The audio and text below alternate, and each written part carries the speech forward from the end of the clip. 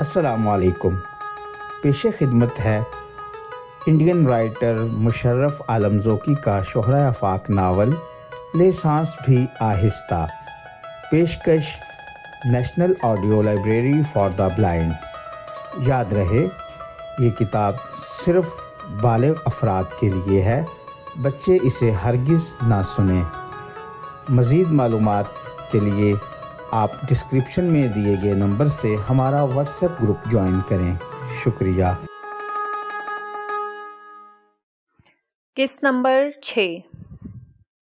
ماضی کے ہولناک سرنگوں میں دوڑتی ہوئی ٹرین ٹھہر گئی تھی، لیکن ابھی بہت کچھ باقی ہے جس کا ذکر مجھے آگے کرنا ہے، خاص کر نور محمد کی شخصیت سے وابستہ وہ خط جس نے میری راتوں کی نیند چھین لی تھی۔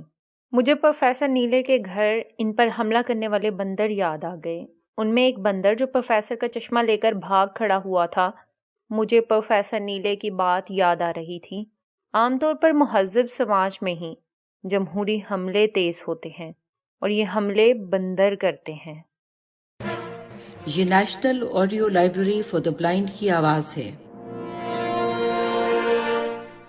جادو، جادوگری اور چوں چوں کا مربع۔ یہاں ہارے ہوئے لوگوں کے لیے کوئی جگہ نہیں، یہ دنیا ان کے لیے بنی ہی نہیں۔ ہر ٹوٹنے کے عمل میں کچھ نہ کچھ نیا بننے کا کام چل رہا ہے۔ ناکامی سے ہی ہم کامیابی کی پہلی سیڑھی چڑھتے ہیں۔ کمزور کے ہاتھ میں پستول کسی کھلونے کی طرح ہے، اس سے نہ وہ اپنے حق کی لڑائی لڑ سکتا ہے، نہ اس پستول کو کسی ضروری مصرف میں لا سکتا ہے۔ آخری جنگ اس تہذیب سے ہوگی جو دھماکہ کرنے والی ہے۔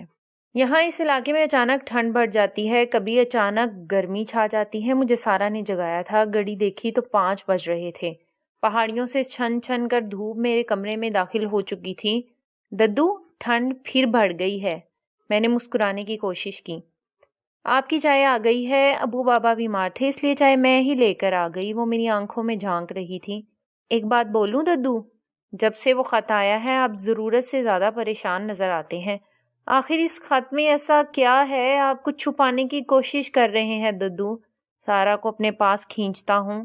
تم ناحق پریشان ہوتی ہو بیٹا، اس خط میں ایسا کچھ بھی نہیں ہے۔ آپ کے دوست کا خط ہے؟ ہاں، مجھے پتا تھا۔ سارا مسکرائی۔ ایسے خط بولی بصری یادوں کو تازہ کر دیتے ہیں، ہے نا ددو؟ کھڑکی کھول کر پہاڑیوں کو دیکھتا ہوں۔ چکر کاٹتی پہاڑیاں، پہاڑیوں پر بنے ہوئے مکانات میں چہل پہل نظر آ رہی تھی۔ میں 10 بجے تک فریش ہو کر صحن میں آیا تو پروفیسر نیلے کی کار اسی وقت مین گیٹ سے اندر داخل ہو رہی تھی۔ ان کے ساتھ مسز نیلے بھی تھیں۔ گاڑی سے اترتے ہوئے مسٹر نیلے نے کہا، دیکھیے ہم خود ہی آپ کی پوتی سے ملنے چلے آئے، آپ اسے لے کر نہیں آئے۔ ارے نہیں، میں آج ہی اسے لے کر آپ کے پاس پہنچنے والا تھا، اس لیے کہ کل صبح سارا چلی جائے گی۔ پروفیسر نیلے کرسی پر بیٹھ کے، آپ کی کہانی دلچسپ تھی، رہا نہیں گیا، اس لیے خود ہی آپ سے ملنے پہنچ گیا۔ مسز نیلے سارا سے ملنے اندر چلی گئی تھی۔ کچھ ہی دیر بعد بیماری کے باوجود ابو بابا پہاڑیوں کی خاص موتیا چائے بنا کر لے آئے۔ پروفیسر کی اچانک آمد نے مجھے خوش کر دیا تھا۔ کتنی باتیں تھیں جو میں ان سے شیئر کرنا چاہتا تھا۔ پھر میں نے انہیں جادو کے بارے میں بتایا، اس خزانے کے بارے میں بھی جس کے نکلنے کی پیشن گوئی مولوی محفوظ نے کی تھی۔ پروفیسر ہمتن گوش ہو کر میری باتیں سنتے رہے۔ یہ زندگی اپنے آپ میں جادو ہے کاردار صاحب، صبح نیند کا کھلنا اور شب میں سو جانا۔ سارے دن کا سفر میرے لیے کسی جادو سے کم نہیں، لیکن کیا کیجیے، آسانی سے ملی ہوئی آزادی کبھی جادو نہیں لگتی اور آہستہ آہستہ وہ ہمارے لیے اپنی قیمت کھوتی جاتی ہے۔ وہ ہنس رہے تھے۔ میں پوچھوں گا نہیں کہ خزانہ ملا یا نہیں، لیکن یہاں کا سارا خزانہ تو انگریز لے گئے۔ چائے خالی کر کے پروفیسر نے کین کی میز پر رکھ دی۔ کھڑے ہو گئے، آنکھیں گھما کر آس پاس کی پہاڑیوں کو دیکھنے لگے۔ اب انہی پہاڑیوں کو دیکھیے، ایڈونچر کے شوقین فرنگیوں نے پہاڑیوں کی عصمت بھی تار تار کر دی۔ وہ ماضی میں کھو گئے تھے، جیسے کچھ یاد کرنے کی کوشش کر رہے ہوں۔ سوچتا ہوں وہ پہلا انگریز کون تھا جو ہندوستان آیا؟ یقیناً وہ اپنے مذہب کی تبلیغ میں آیا ہوگا۔ تاریخ کی کتابوں میں اس پہلے انگریز کو تھامس اسٹیفن کے نام سے جانا جاتا ہے۔ اس کے آنے کے بعد یہاں سے آمد و رفت کے دروازے کھل گئے۔ ریڈ ہیگن، ریکٹر اور ٹینٹ یہ 3 خستہ حال جہاز تھے جن میں سوار ہو کر 200 کی تعداد میں نوجوان فرنگیوں نے ہمارے ملک کو خوش آمدید کہا۔ کمبخت لٹیرے۔ پروفیسر نیلے دوبارہ کرسی پر بیٹھ گئے۔ وہ ہمارے ملک کی سونے کی چڑیا کو لوٹنے آئے تھے اور آج یہ چڑیاں کہیں نظر نہیں آتی۔ پہاڑ کے حسن کو برباد کرنے میں کمبختوں نے اپنا سارا زور لگا دیا۔ دراصل یہ علاقے ان کے لیے کام سے زیادہ عیش گاہیں تھیں۔ اراولی کی پہاڑیوں سے نیل گری اور گڑھ وال تک وہ در در نئے نئے آشیانوں کی تلاش میں بھٹکتے تھے اور ہر بار نئے پہاڑ ان کے آشیانے بن جاتے تھے۔ گرمی سے راحت کے لیے وہ برفیلے پہاڑوں کو اپنا مسکن بناتے تھے۔ یہیں چھولداریاں لگتی تھیں، یہیں گھوڑے باندھے جاتے۔ شملہ، مسوری، دارجلنگ، پیچ مڑھی، نینی تال، الموڑا، رانی کھیت، کوسانی، مہابلیشور، یہ سب ان کے ٹھکانے تھے۔ یہیں ان کے شاندار بنگلے بنے، کلب کھلے اور ان سہولتوں کے لیے فرنگیوں نے یہاں کے جاگیرداروں کو لالچ اور سبز باغ دکھائے۔ پروفیسر نیلے ہنس رہے تھے۔ وہی گمشدہ خزانہ جہاں آپ کی حویلی ایک مستقبل تلاش کر رہی تھی، اور یہاں ان پہاڑیوں کے لوگ انگریزوں کی صحبت میں کہیں نہ کہیں ایک روشن مستقبل کی آس لگائے بیٹھے تھے۔ وہ زور زور سے ہنسے۔ کیا ہوا، خزانہ ملا؟ اب مسکرانے کی باری میری تھی۔ اس کے لیے تو آپ کو تھوڑا سا انتظار کرنا پڑے گا پروفیسر۔ ابھی ان کڑیوں کو جوڑنے میں لگا ہوں جو ادھر ادھر بکھری ہوئی ہیں، اور معلوم نہیں کہ انہیں جوڑ بھی پاؤں گا یا نہیں۔ مسز نیلے سارا کو لے کر باہر آ گئی تھیں۔ ہم لوگ ذرا بازار جا رہے ہیں، 2-1 گھنٹے میں واپس آ جائیں گے۔ میں نے دیکھا سارا کو کمپنی مل گئی تھی۔ وہ مسز نیلے کے ساتھ کافی خوش نظر آ رہی تھیں۔ ان کے جاتے ہی پروفیسر نیلے میری طرف مڑے۔ اچھا، آپ جادو پر یقین رکھتے ہیں؟ مسلمان ہونے کے ناطے ان پر یقین کرنا ہی پڑتا ہے، کیونکہ ان کا ذکر قرآن مجید میں کئی جگہ آیا ہے۔ ٹرو۔ پروفیسر نیلے مسکرائے۔ جیسے حضرت موسیٰ اور سامری جادوگر کا ذکر خود اللہ کے نبی پر جادو کیا گیا تھا۔ یہودیوں نے کتنی ہی بار اللہ کے نبی پر جادو کرنے کی کوشش کی، پر آپ کے یہاں حضرت سلیمان بھی تھے۔ جنات، ہوا، چرند اور پرند پر حکومت کرتے تھے۔ میں نے ایک جگہ پڑھا تھا کہ جنوں میں بھی شیطان ہوتے ہیں، وہ نظر نہیں آتے۔ وہ انسانوں کو سرگوشیوں کی شکل میں الگ الگ خیال سے نوازتے ہیں، اور انسان ان کے بہکاوے میں آ کر الٹی سیدھی حرکتیں کرنے لگتا ہے۔ کتنی مختلف دنیا ہے کاردار، ایک ہی دنیا میں انسان اور شیاطین دونوں کی دنیایں۔ میں غور سے پروفیسر کی باتیں سن رہا تھا۔ آپ نے صحیح کہا پروفیسر، اور کتنی عجیب بات، یہ دونوں دنیایں انسان کے ساتھ ساتھ چلتی رہتی ہیں اور انسان کو اس کا پتہ بھی نہیں چلتا۔ اور اسی لیے مجھے بعض اوقات لگتا ہے انسان پر اصل حکومت قدرت کی ہے۔ ان سب اچھائیوں اور برائیوں کے پس پردہ قدرت ہے جو ایک نئے کھلے چیلنج کے لیے آپ کو آزاد چھوڑ دیتی ہے، اور جب انسان کچھ زیادہ آزادی کی توقع رکھنے لگتا ہے تو قدرت ریموٹ کا بٹن دبا کر دھماکہ کر دیتی ہے۔ مرو سالوں، میں نے پہلی بار پروفیسر کے منہ سے یہ گالی سنی تھی۔ شاید وہ بھی انسانی تہذیب کے تجزیے میں جذباتی ہوتے ہوئے قدرت کے آگے کمزور ہو گئے تھے۔ 2 کی جگہ 3 گھنٹے بعد مسز نیلے اور سارا واپس آئیں۔ ان دونوں نے اچھی خاصی شاپنگ کر لی تھی۔ پروفیسر نیلے نے اجازت چاہی۔ مسز نیلے نے سارا کو قیمتی سوٹ کا تحفہ دیا تھا۔ جاتے ہوئے مسز نیلے کی آنکھیں بھی نم تھیں۔ کچھ یہی حال سارا کا بھی تھا، لیکن ان دونوں سے میرا برا حال تھا کہ سارا چلی جائے گی تو میں یہاں ایک دم سے تنہا ہو جاؤں گا، لیکن اس تنہائی کا ذمہ دار بھی میں ہی تھا۔ یہ national audio library for the blind کی آواز ہے۔ دوسرے دن سارا چلی گئی۔ ابو بابا اس سے بس میں بٹھا کر واپس آ گئے۔ میں ایک بار پھر ماضی کے دریچوں سے آتی ہوئی ہوا کے تھپیڑوں کو آواز دے رہا تھا، اور وہی یادوں کی خوفناک ٹرین تیز آواز کے ساتھ ماضی کی پٹری پر رینگ رہی تھی۔ کچھ دھماکے سنائی دے رہے تھے۔ شاید اس مخصوص جگہ کی کھدائی شروع ہو چکی تھی جس کے بارے میں مولوی محفوظ نے کہا تھا کہ وہاں خزانہ دفن ہے۔ اس درمیان صرف ایک بات ہوئی کہ خانسامہ علی بخش جو اپنے گھر گئے ہوئے تھے وطن سے واپس آ گئے، اور انہوں نے گھر کے دوسرے انتظامات سنبھال لیے تھے۔ ساری مشکل علی بخش سے ہی تھی۔ ابا کو سب سے زیادہ خطرہ لے دے کر علی بخش سے تھا، اس لیے کہ علی بخش سے کوئی بات نہیں پچتی تھی۔ یوں وہ ہر بات پر اللہ کی جھوٹی قسم تو کھا لیتے تھے، مگر باتونی اتنے کہ ہزار خود کو روکنے کے باوجود زبان پھسل ہی جاتی تھی۔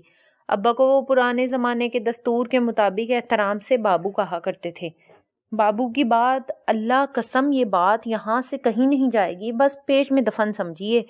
آپ انہیں لاکھ سمجھا کر ہار جائیں کہ میاں آپ گھر کے پرانے وفادار ہیں، زمانہ نازک ہے، باہر والوں سے گھر کی کوئی بات نہیں بتائی جاتی، مگر علی بخش ہر بار قسم کھاتے اور ہر بار بھولے سے اس بات کو عام کر کے آ جاتے۔ اماں کو فکر تھی علی بخش آ گئے، اب کیا ہوگا؟ ابا کا کہنا تھا علی بخش کو بتائیں گے ہی نہیں۔ بتائیں گے کیسے نہیں، وہ بھی تو چھت پر ہی سوتے ہیں، انہیں کیا خدائی کی آواز سنائی نہیں پڑے گی؟ اماں کی بے چینی کا راز یہ تھا کہ مولوی محفوظ نے خدائی کا وقت مقرر کر دیا تھا اور اب اس تاریخ کو ہی خدائی شروع ہونے والی تھی۔ دوسری بات، گمشدہ خزانے کو لے کر اماں نے اپنی بہت ساری یا ہزاروں خواہشوں کو پوری کرنے کی سوچ لی تھی۔ اماں تو ہنس کر کہتی تھی بس اب یہ خزانہ نکل جائے اور حویلی کے دن بدلیں، نوج کب تک یہ پانی سے باکر خوانی بناتی رہوں گی؟ اماں کی طرح ان کے محاورے بھی عجیب تھے، مجھے سوچ کر ہنسی آتی ہے۔ یہی اماں پہلے مولوی محفوظ کے خلاف تھیں اور اب یہی اماں بدل چکی تھیں۔ اماں پر جیسے جادو کر دیا گیا تھا۔ ایک جادو مجھ پر بھی ہوا تھا۔ یہ جادو میری ننھی سی بڑھتی عمر کا تھا۔ میرے اندر تیزی سے جسمانی تبدیلیاں آ رہی تھیں۔ میرے اندر کے سناٹے میں اب نقرئی گھنٹیوں کی آوازیں سنائی دینے لگی تھیں۔ پہلے مجھے کسی بھی لڑکی سے بات چیت کرنا پسند نہیں تھا، لیکن اب یہی نازک سی لڑکیاں مجھے اچھی لگنے لگی تھیں۔ میں عام طور پر ان سے باتیں نہ کرنے کا دکھاوا کرتا، مگر حقیقت یہ تھی کہ میں اندر ہی اندر ان لڑکیوں سے جی بھر کر بات چیت کرنا چاہتا تھا، اور ان لڑکیوں کی قربت کا احساس اب مجھ میں ایک نامعلوم سا نشہ پیدا کرنے لگا تھا۔ یہ national audio library for the blind کی آواز ہے۔ یہ ہفتہ ہنگاموں سے بھرا ہفتہ رہا۔ جیسے اچانک ایک دوپہر ڈاکیا ایک لفافہ میرے ہاتھ میں دے گیا۔ لفافے کو جیسے جان بوجھ کر ذرا سا پھاڑ دیا گیا تھا۔ میں امی کے پاس لفافہ لے کر گیا۔ اماں دیکھو تو یہ خط آیا ہے، مگر کسی نے بدماشی کی ہے، لگتا ہے جیسے کسی بچے نے لفافے کو ذرا سا پھاڑ دیا ہے۔ لفافہ پھٹا ہوا ہے۔ ہاں دیکھو تو۔ اماں نے کانپتے ہاتھوں سے لفافہ لیا اور زور زور سے رونے لگی۔ رونے کی آواز سن کر ابا دوڑ کر آ گئے۔ اماں نے لفافہ آگے بڑھایا۔ پاکستان سے آ رہا ہے، پھٹا ہوا بھی ہے، میری ہمت نہیں ہے، آپ دیکھیے۔ ابا کا چہرہ اچانک بدل گیا۔ کانپتے ہاتھوں سے لفافہ لیا۔ اس وقت تک مجھے علم نہیں تھا کہ لفافے کے پھٹے ہونے کا مطلب کیا ہوتا ہے۔ اس وقت دنیا اس قدر تیزی سے نہیں پھیلی تھی۔ ہمارے چھوٹے سے بڑھتے سماج نے اپنی سہولت کے حساب سے زندگی کی رفتار طے کر رکھی تھی۔ مجھے بعد میں معلوم ہوا کہ لفافے کے پھٹے ہونے کا مطلب کیا ہے۔ لفافے کے پھٹے ہونے کا مطلب کسی منحوس خبر کے لیے پہلے سے خود کو تیار کرنا ہوتا ہے۔ ابا نے خط چاک کیا، زور سے بولے انا للہ و انا الیہ راجعون۔ خود کو سنبھالو بیگم، بھائی کی اہلیہ انتقال کر گئیں۔ اماں نے دھاڑے مار کر رونا شروع کر دیا۔ اماں کے ایک ہی بھائی تھے جو تقسیم کے وقت پاکستان چلے گئے تھے، لیکن پاکستان انہیں بھی راس نہیں آ سکا۔ اس دن آنے کے بعد سے اماں مسلسل روتی نہیں، لیکن صبر کے علاوہ وہ کر بھی کیا سکتی تھیں؟ وہ اس موت کی ذمہ دار بھی تقسیم کو قرار دیتی تھیں۔ نوج نہ تقسیم ہوتی، نہ اپنے بچھڑتے پاگلوں نے ملک کا بٹوارا کر دیا، آدھے ادھر تو آدھے ادھر۔ یہ تقسیم ہے یا رشتے کی دیوار کھڑی کرنا؟ لے دے کر ایک ہی بھائی تھا میرا، وہ بھی تقسیم کے بعد پاکستان چلا گیا۔ اب کیا ہوگا؟ ایک چھوٹی سی بچی ہے نادرہ کا کیا ہوگا؟ کیسے سنبھالیں گے بچی کو؟ امی کو سب سے زیادہ فکر نادرہ کی تھی۔ ابا امی کے بھائی کو حکیم صاحب کہتے تھے۔ ابا بتاتے تھے کہ حکمت میں حکیم صاحب کا کوئی جواب نہیں، ارے بغیر نبض دیکھے وہ مرض کی تشخیص کر لیتے ہیں۔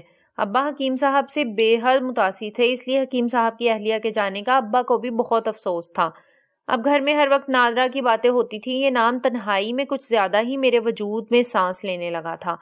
تب مجھے معلوم نہیں تھا کہ ایک دن آنے والے وقت میں یہ نام میری زندگی سے کچھ ایسے وابستہ ہو جائے گا کہ شاید ہزار کوشش کے باوجود میں اس نام کو خود سے الگ نہیں کر سکوں گا۔ نادرہ حکیم صاحب کی بیٹی، یعنی میری ماموں زاد بہن۔ گھر میں نادرہ کی کوئی تصویر بھی نہیں تھی کہ میں دیکھ سکوں، مگر اس نام سے آہستہ آہستہ میں کچھ زیادہ ہی قربت محسوس کرنے لگا تھا۔ یہ national audio library for the blind کی آواز ہے۔ علی بخش نے گھر کی ذمہ داری سنبھال لی تھی، لیکن انہیں اس بات کا شدت سے احساس ہو گیا تھا کہ ان سے کچھ چھپانے کی کوشش کی جا رہی ہے۔ وہ باتوں کو تاڑنے میں بھی استاد تھے۔ ان کے پاس محلے بھر کی خبریں تھیں۔ جیسے نور محمد کی والدہ کے بارے میں انہوں نے آتے ہی پیشن گوئی کر دی۔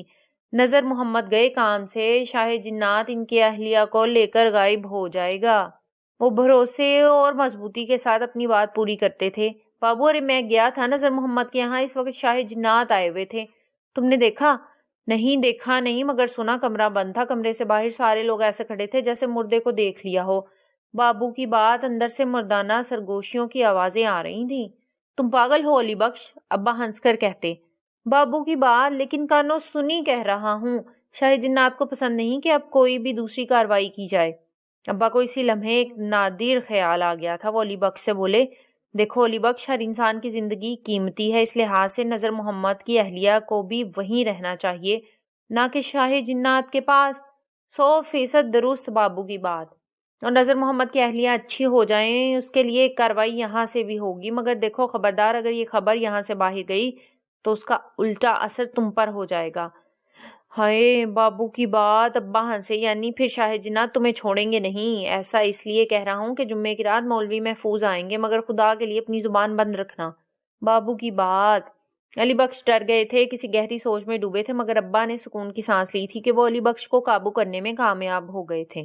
علی بخش کو اس انجانے راز کا سراغ مل گیا تھا، مگر وہ اس دن سارا دن پریشان رہے. گھوم پھر کر میرے پاس آ جاتے اور سوالوں کی بارش کرنے لگتے. رحمان بابو، کیا سچ مانوں میں جنات مجھ پر سوار ہو جائے گا؟ ہاں، یعنی جو یہ بات باہر لے جائے گا اسی پر سوار ہوگا نا؟ بالکل. یعنی اگر میں یہ بات باہر نہیں لے گیا تو پھر نہیں سوار ہوگا؟ اب علی بخش مطمئن تھے. پھر کیا مجھ کتے نے کاٹا ہے جو یہ خبر سارے زمانے میں پھیلاتا چلوں؟ بابو کی بات. وہ ہنس رہے تھے.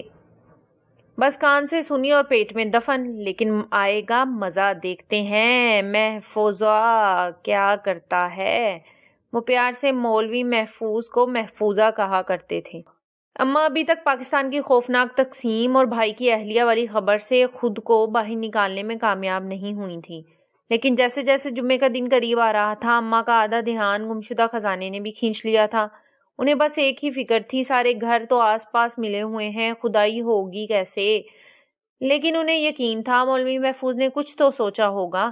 جیسے جیسے وقت قریب آ رہا تھا، میرے اندر کا تجسس بھی بڑھتا جا رہا تھا.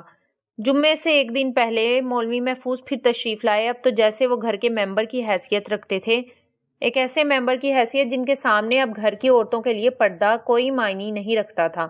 آج پھر وہ اسلم میاں کو لے کر آئے تھے. اسلم میاں مخصوص جگہ کو دیر تک انچ اور ٹیپ کی مدد سے ناپتے رہے. انگلیوں پر حساب کتاب چلتا رہا. وہ دیر تک ابا حضور کو بتاتے رہے کہ خدا معلوم زمین کے اندر کتنے خزانے دفن ہیں. صرف قارون نہیں، توتن، خامن اور شداد کی دولت بھی تو اسی زمین میں دفن ہے. جتنا خزانہ اوپر نہیں ہے، اس سے کہیں زیادہ بیش قیمت خزانے زمین میں آرام کر رہے ہیں. اور یہ کہ بلند حویلی کے بے حد اچھی دنوں کی شروعات ہو گئی ہے. لیکن شاید شروعات بہت اچھی نہیں ہوئی تھی. جمعے کے روز 10 بجے کے آس پاس محلہ شیخہ میں خون کی ایک واردات ہو گئی تھی. ایک دوسرے مذہب کے لڑکے نے محلہ شیخہ کے ایک نوجوان مسلم لڑکے کو چاقو مار دیا تھا. ہاسپٹل لے جانے سے قبل ہی لڑکے کی موت ہو گئی تھی. معاملہ دو مذہب کے درمیان کا تھا، اس لیے صورتحال اس سے پہلے کہ بہت بگڑ جاتی، پولیس نے اور دونوں فرقہ کے لوگوں نے آپسی سمجھداری کا ثبوت دیتے ہوئے معاملے کو سلجھا دیا. ابا پریشان تھے. آزادی تو دنگوں کی سوگات لے کر آئی ہے. تقسیم نے دلوں میں زہر بو دیا. یہی بلند شہر تھا اور یہاں کے لوگ، ان کی محبت کی مثالیں دی جاتی تھیں، اور اب بات بات میں چھرے چاقو نکل آتے ہیں. ابا کے رشتہ دار سلام بھائی اور بچو چاچا ایسے معاملہ سن کر چپ رہنے والوں میں سے نہیں تھے، اور ان دونوں کی زہریلی باتوں کا لب و لباب یہ ہوتا کہ مسلمانوں کو کچھ نہ کچھ کرنا ہوگا. ابا غصہ ہوتے تھے. اب کیا کرو گے؟ ایک پاکستان تو لے لیا، تو ایک اور لے لیں گے. یہ بچو چاچا تھے. اپنے ناپاک ذہن سے باز نہیں آؤ گے بچو، تو پھر کٹ کٹ کر کے مرتے رہیں گے. سمجھداری دنیا کی ہر سیاست پر باری ہے. یہ اچھی سمجھداری ہے کہ وہ مارتے رہیں اور ہم مرتے رہیں. بھائی واہ وسیع الرحمان کاردار، تمہیں میری بات اچھی لگے یا بری، لیکن سمجھداری یہی ہے، اور کوئی بھی سمجھدار آدمی دنگا یا فساد نہیں چاہتا. چھت سے سارا شہر دکھائی دیتا ہے. میں چھت پر آ جاتا تو جیسے سارا بلند شہر میری آنکھوں کے سامنے ہوتا. دور کہیں آسمان میں دھواں سا نظر آتا تو میں ایک دم سے چونک جاتا. چولہا جلنے سے دھواں اٹھا ہے یہ، یا ذہن میں کتنے ہی سوال رینگ جاتے. دنگے کیوں ہوتے ہیں؟ دو بھائی آپس میں ساتھ ساتھ رہ کیوں نہیں سکتے؟ پاکستان کیوں بنا؟ امی ہر بار پاکستان کے نام پر آنسو کیوں بہانے لگتی ہیں؟ کیا تقسیم ضروری تھی؟ واحد سلیوشن کیا کوئی اور راستہ نہیں تھا؟ معصوم ذہن کے پاس ان سوالوں کا کوئی جواب نہ تھا۔ پھر وہ قیامت کی شب آ گئی، سارے گھر کو جس کا انتظار تھا۔ رات کے 10 بجے مولوی محفوظ اسلم میاں اور اپنے 2 اور شاگردوں کے ساتھ تشریف لائے۔ ایک کامران تھے، عمر 30 کے آس پاس، بڑی ہوئی داڑھی، سانولا رنگ۔ دوسرے غنی میاں، 25 سال کے نوجوان، قد 5 فٹ، لیکن جسم میں بجلی بھری تھی۔ یہ سب لوگ مردان خانے میں بیٹھے، لیکن آج مولوی محفوظ کے چہرے پر ہوائیاں اڑ رہی تھیں، آنکھیں خوف زدہ تھیں۔ دیکھیے اچھے کام کا شگن بھی کیا نکلا۔ شگن تو آپ ہی نے نکالا، اب مجھے کیا معلوم تھا کہ آج ہی کے دن محلہ شیخا میں ہندو دنگا مسلم فساد ہو جائے گا۔ ارے دنگا کہاں ہوا؟ ہاں کچھ لوگ دنگا چاہتے تھے مگر اپنے ارادوں میں ناکام رہے۔ ایک مسلمان شہید ہو گیا۔ ابا نے گفتگو درمیان میں روک لی۔ مسلمان نہیں، ایک نوجوان لڑکا، مارنے والا اس کا دوست تھا، اور جہاں تک مجھے اطلاع ملی ہے اس لڑائی کے پیچھے ایک لڑکی تھی، ہندو لڑکی۔ ہاں تو اس میں برائی کیا تھی؟ مولوی محفوظ کے چہرے پر ناراضگی جھلک رہی تھی۔ سننے میں آیا ہے کہ وہ بھی عشق کرتی تھی اور آرام سے مذہب تبدیل کرنے میں یقین رکھتی تھی، لیکن اس لڑکے سے یہ دیکھا نہیں گیا اور اس نے ایک مسلمان کو شہید کر دیا۔ یہ کیسی بات کر رہے ہیں آپ؟ یہی باتیں تو فساد کی وجہ بن جاتی ہیں۔ عشق میں یہ مذہب کہاں سے آ گیا؟ دونوں ایک لڑکی سے پیار کرتے تھے، دونوں میں جھگڑا ہوا اور ایک کی جان چلی گئی۔ ارے واہ وسیع بھائی، مسلمان کی جان گئی ہے، کلمہ پڑھنے والے مسلمان کی جان گئی ہے۔ ارے میں تو کہتا ہوں محلہ شیخا میں رہنے والوں نے اپنے ہاتھوں میں چوڑیاں پہن رکھی ہیں، ورنہ اس شہادت کا جواب بدلے کی کارروائی سے دیا جاتا۔ میں دروازے کے پاس کھڑا یہ گفتگو سن رہا تھا۔ ایک نئی اخلاقیات آہستہ آہستہ میرے وجود میں اتر رہی تھی۔ ہندو، مسلمان، گمشدہ خزانے کی تلاش کا موضوع کہیں کھو سا گیا تھا۔ آج فضا ٹھیک نہیں ہے، سڑکوں پر پولیس بھی گشت کر رہی ہے۔ ہونے والی ہر کارروائی کو صبح کی واردات سے جوڑ کر دیکھا جائے گا۔ مولوی محفوظ اٹھ کھڑے ہوئے۔ ٹھیک اسی وقت پولیس کی ایک گاڑی خطرے کا سائرن بجاتی ہوئی گزر گئی۔ آپ شاید ٹھیک کہتے ہیں، میں کامران اور غنی کو یہ جگہ دکھانے لایا تھا، مگر ہم دیر نہیں کریں گے، اب اللہ کا نام لے کر یہ کام کل شروع کریں گے، جس میں ہماری بہتری ہو۔ ابا کمزور آواز میں بولے۔ اب ہمیں اجازت دیجیے۔ مولوی محفوظ اور ان کے تینوں شاگرد اٹھ کھڑے ہوئے۔ جانے سے پہلے دروازے تک آتے ہوئے مولوی پھر رک گئے۔ وسیع بھائی، اپنے ایمان کو پختہ کیجیے، آج دل رو رہا ہے، ایک مسلمان کی شہادت ہضم نہیں ہو رہی ہے۔ اس کے بعد مولوی محفوظ ٹھہرے نہیں، اپنے تینوں شاگردوں کے ساتھ تیز تیز قدموں سے باہر نکل گئے۔ ابا نے دروازہ بند کیا۔ یہ لوہے کا بڑا سا دروازہ تھا۔ دروازے کی کنڈی لگانے کے بعد دونوں طرف کے دروازے میں لکڑی کے بڑے سے کنڈے کو پھنسایا جاتا تھا۔ زمانہ برا تھا۔ ابا نے لکڑی کا ایک بڑا سا کنڈا دروازے کے دونوں طرف کے سوراخ میں ٹھیک سے پھنسا کر دروازہ بند کیا۔ آسمان پر چاند روشن تھا، لیکن ہمارے دل بوجھل تھے۔ گھر میں اداسی پھیلی تھی۔ علی بخش بھی منہ پھلائے ہوئے تھے۔ مریم بوا بھی چپ تھیں، جیسے سب کے سب کسی نہ کسی دلچسپ تماشے کی امید لگائے بیٹھے تھے، اور تماشے کے نہ ہونے کا غم سب کو کھائے جا رہا ہو۔ ابا کمرے میں آ گئے، لیکن ان کا غصہ اندر سے ابال لے رہا تھا۔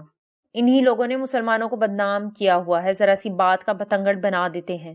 ان کے دل میں کتنے چھید ہیں، کتنی نفرت بھری ہے۔ نفرت سب کے دلوں میں بھری ہے، بھرا کرے، لیکن پڑھائی تعلیم کا کیا فائدہ ہے؟ پڑھنے لکھنے کے بعد بھی ایسی نفرت بھری آنکھیں۔ اس نفرت کا کوئی انت بھی ہے؟ تالی ایک ہاتھ سے نہیں بجتی۔ وہ محبت دکھائیں تو ہم بھی محبت دکھائیں۔ تم تو وہی مولوی محفوظ کی زبان بول رہی ہو۔ آپ کا کیا؟ آپ تو وہی نہرو اور گاندھی کی زبان بول رہے ہیں۔ ان کے دلوں کے بھید تو اللہ جانتا ہے، مگر اندر سے یہ دونوں بھی مسلمان سے نفرت کرتے تھے۔ آج اماں کو جانے کیا ہو گیا تھا۔ آج اماں بھی مولوی محفوظ کی باتوں میں بات کر رہی تھی۔ کرا دیا بٹوارا، بنا دیا پاکستان، دلوں کو جدا کر دیا کمبختوں نے، وہاں اکیلے مرنے کے لیے چھوڑ دیا۔ بھائی کے آنسو پوچھنا چاہوں تو سامنے سرحد ہے بلند شہر، اور دلی ہوتی تو چلے بھی جاتے، مگر یہاں تو دو طرفہ کانٹوں کی سرحدیں ہیں جسے عبور نہیں کیا جا سکتا۔ اماں کے دل میں آگ لگی ہوئی تھی۔ ایک بار پھر بھائی کا زخم تازہ ہو گیا تھا۔ اماں گلا پھاڑ پھاڑ کر رو رہی تھیں۔ ابا خاموشی سے چھت پر چلے گئے۔ ان کے پیچھے پیچھے میں بھی چھت پر چلا آیا۔ ٹھنڈی ہوا بہہ رہی تھی۔ آسمان پر جگمگاتے ستاروں کا رقص جاری تھا۔ تب پہلی بار احساس ہوا تھا ہماری ہر کامیابی ناکامی کے پیچھے یہ قدرت ہی ہے، ہماری ہر جیت ہار کے پیچھے یہ قدرت ہے۔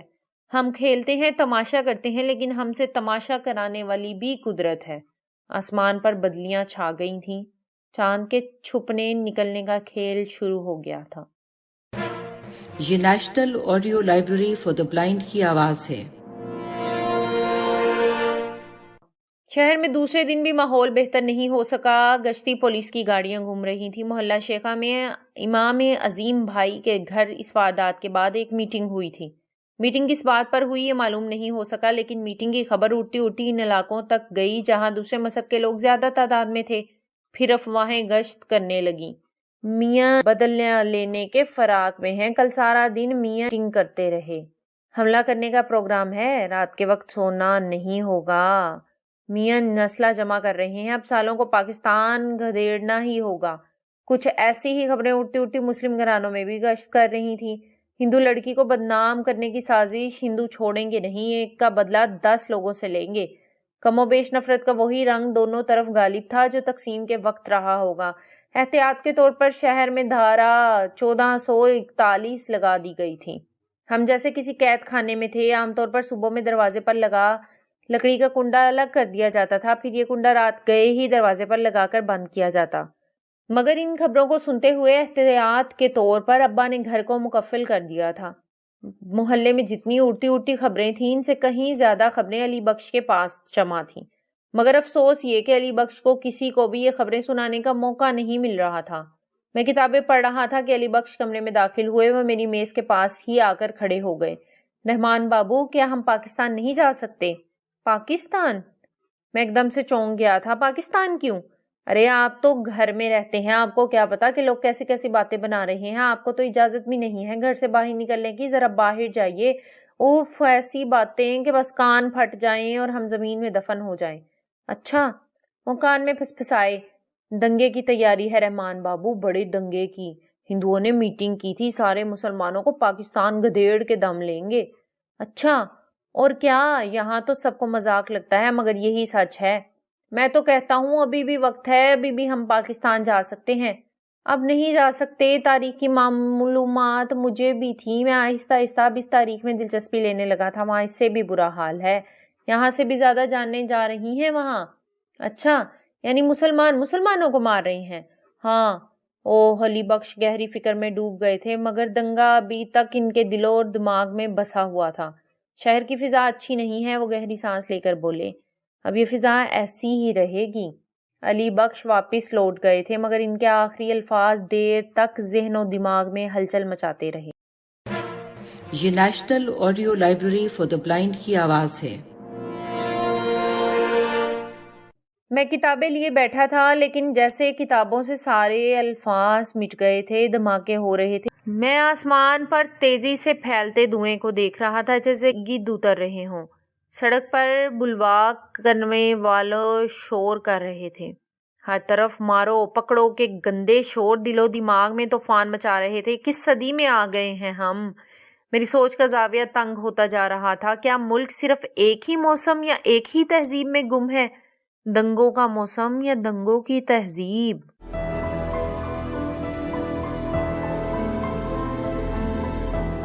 اگر آپ نے ہمارا چینل سبسکرائب نہیں کیا تو ابھی سبسکرائب کریں اور ساتھ ہی بیل آئیکن پر کلک کریں تاکہ ہماری نئی آنے والی بکس کی اپڈیٹس آپ کو ملتی رہیں۔ لائک کریں، شیئر کریں اور کمنٹس کر کے اپنی رائے کا اظہار کریں، اور یہ بھی بتائیں کہ آپ کو ہماری بکس کیسی لگتی ہیں۔ مزید معلومات اور ڈسکشن کے لیے ڈسکرپشن میں دیے گئے لنک پر کلک کر کے ہمارا واٹس ایپ گروپ جوائن کریں۔ شکریہ۔